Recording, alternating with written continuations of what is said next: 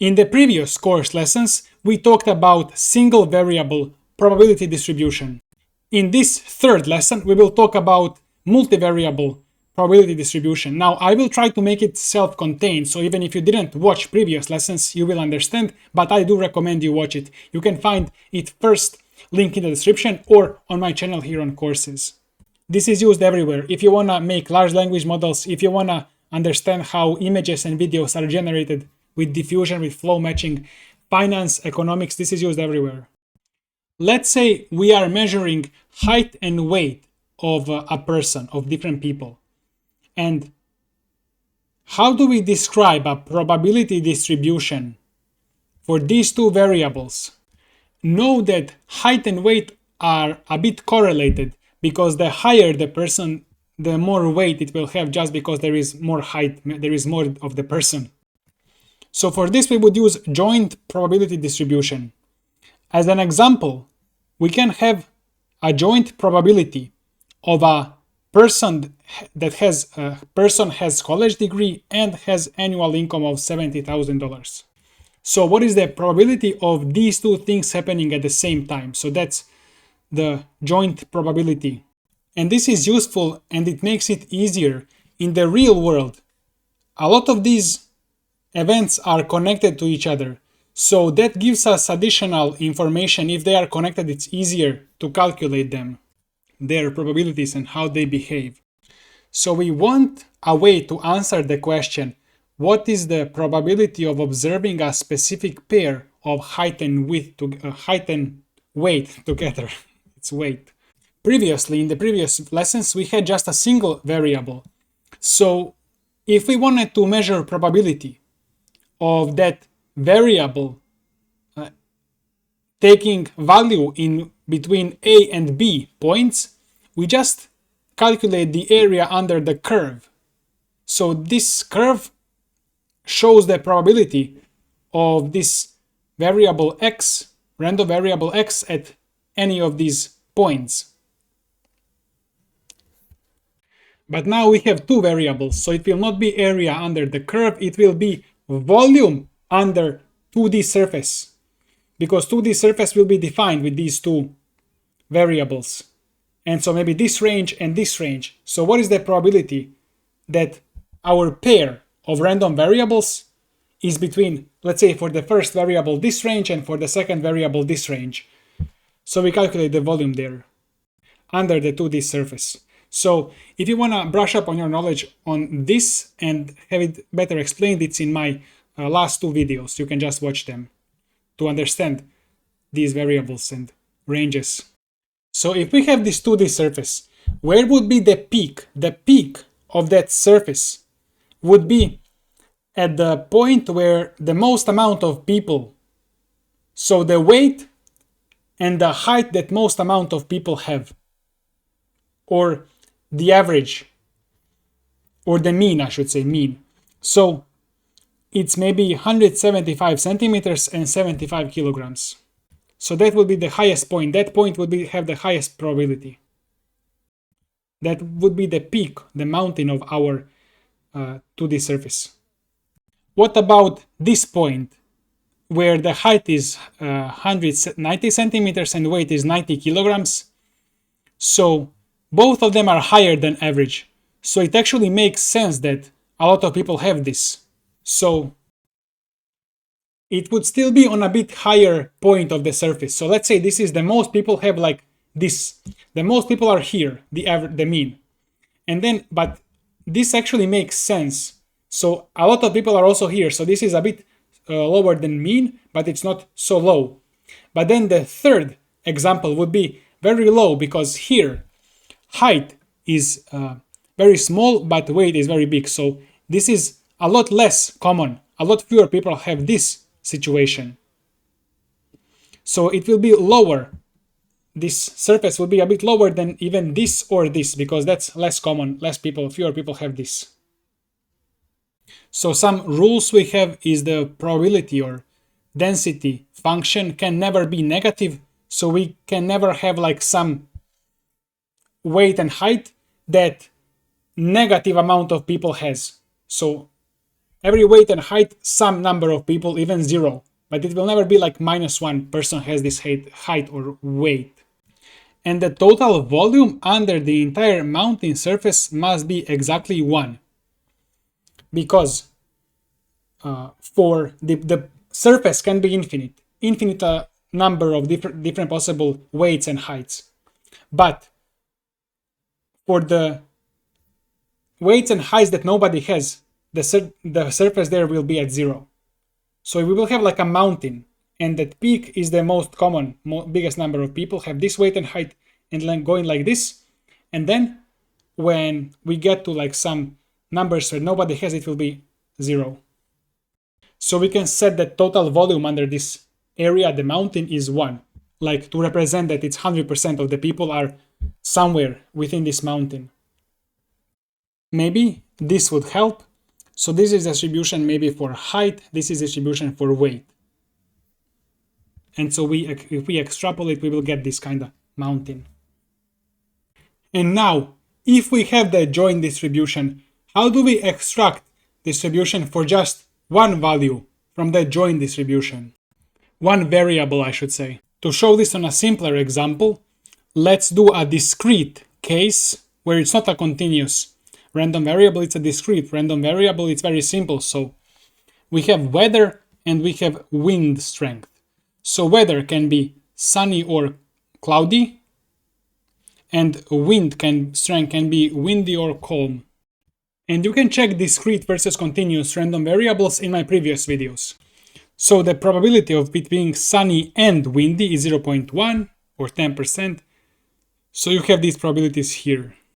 So the probability of it being a windy day, which is, we say, marginal probability of it being a windy day, because we are taking one out of two variables and just checking probability for that one variable. We just sum up these two probabilities that correspond to the windy day, 0.1 plus 0.4. So 0.5, 50% is the chance it's a windy day. We can get full marginal distribution for wind by calculating probability of the wind equals windy and wind equals calm, which is 50-50 here. So we kind of squashed the 2x2 table into 1x2 distribution for wind, which is just these two values. So if we have a continuous random variable, the idea is exactly the same. Let's look at an example for two continuous random variables. So if we take a loaf of bread, for example, one axis will be length of the bread, one axis will be width of the bread. And for each of the points on that 2D surface, we are measuring how much bread there is there. Just like previously, we measured how many people are there for different height and weight combination. We are now measuring how much bread there is for different length and width combination. And so we want to now just see for the length of the bread, how much bread there is for every single point at the length of the bread. So if we take this point here, what is the amount of bread we have here? And I'm going to establish some rules. So the height of the bread at any point is same as what I was explaining, the probability at that point depending on the two random variables. So the height of the bread represents probability, and the total volume of bread is 1 or 100%. So when we get off bread, then the height of the bread is 0 at the length and width of that are outside of the bread. And now we will create a new empty 2D graph, and on this graph the goal is to create a single curve, 1D curve, and that curve will answer for every point on the length of the bread, how much bread there is there. So that will also depend on the width as well. So if this is the bread, we kind of want to squish the bread from this way, so we just get like this single dimension squished bread along, and then we just see the length stays but the width is squished. So how much bread will go up here. Where is it gonna go? In other words, that will tell us marginal probability distribution for the length. The way we will calculate, we will squish this mathematically, is imagine we cut bread at this single point and calculate the area of this cut at this single point of the length. And that area of the cut is actually dependent on the width. So maybe in the middle it's higher, the bread is higher, on the side the bread is lower. It's like a probability distribution. And that area of the cut will become our new number, which says how much bread there is, or the probability at our new coordinate, empty coordinate system, where we just have the length of the bread and we want to say how much bread there is at each point in the length. To calculate area, we will use integrals. So let's first say that function for our bread is x plus y. So this function will define what our bread looks like. So we have xy coordinates and then the height is x plus y.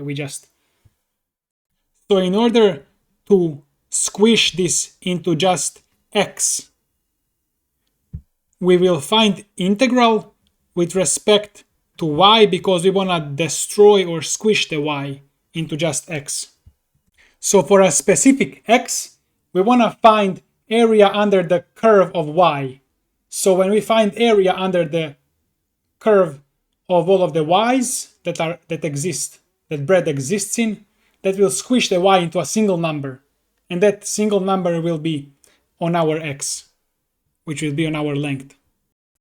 So knowing that our function is x plus y, and we can just replace x with some instance, some number that we want to measure this area on, so 0.5, let's say there. So now integral of this with respect to y, it's going to be the rules of integral, y squared over 2. Let's say our bread exists on a cutting board, so for x it's between 0 and 1, and for y it exists between 0 and 1 for y. And we use that bounds 0 and 1 for y in our integral, so we say we put 1 into it, calculate result, we put 0 into this integral, we calculate result, and then we subtract. So that's how you calculate the area of a function between two bounds. This is just classic integration. You can watch some YouTube videos about this. So now this area is 1. That's our area for that slice of bread at the exact length point of 0.5.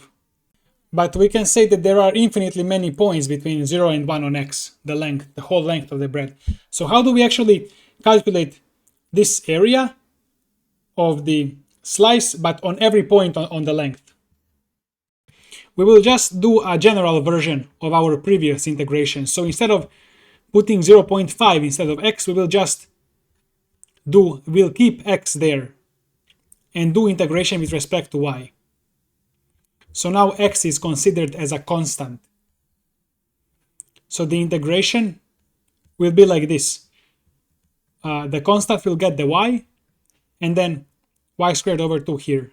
That's the integral of our function x plus y with respect to y. So now we use the same range, maximum 1, minimum 0 for y. We plug both of those values into this integral to calculate the final. So first, if y is 1, we say x times 1 plus 1 squared, which is 1 over 2. So that bound right there will be the higher bound, upper bound will be x plus 1 half. And the lower bound will be 0 times x, so 0 plus 0 will be 0. And then we subtract them. So the result is x plus 0.5. So that's the marginal probability distribution. So this is just a function. And now we can draw this function to get what I was explaining the whole time. How much bread there is at each point at the length. So it's corresponding to that function. So where x is 0, where the bread begins, the amount of bread is gonna be 0.5, where x is 1, where the bread ends, the amount will be 1.5, and this is a linear function, so it will just go like this. So this is our function.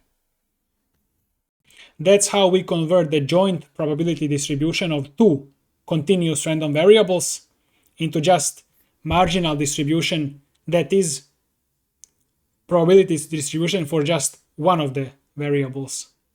That's gonna be it for this video. Next video, we're gonna do conditional distributions. There is a lot more coming about probability generally for everything, especially for machine learning, but this can be applied everywhere.